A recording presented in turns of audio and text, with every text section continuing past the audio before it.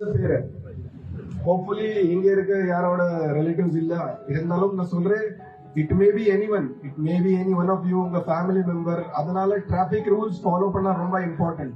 Helmet நிறைய பேர் இப்ப டூ வீலர்ல வருவாங்க, ஹெல்மெட் போட மாட்டாங்க. Single mistake can cost you life.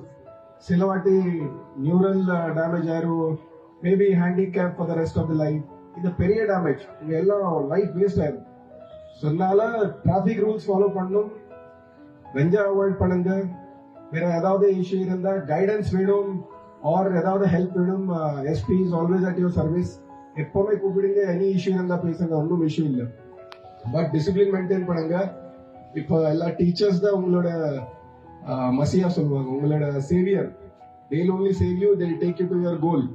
So education பாருங்க, உங்க கரியர் பாருங்க.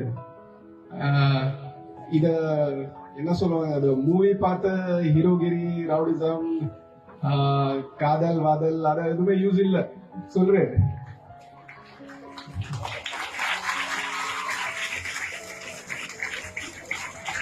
நீங்க போறோம், இது ஸ்டமக்ல ஃபுட் இருந்தா தான் அதை கொஞ்சம் யோசிக்க முடியும்.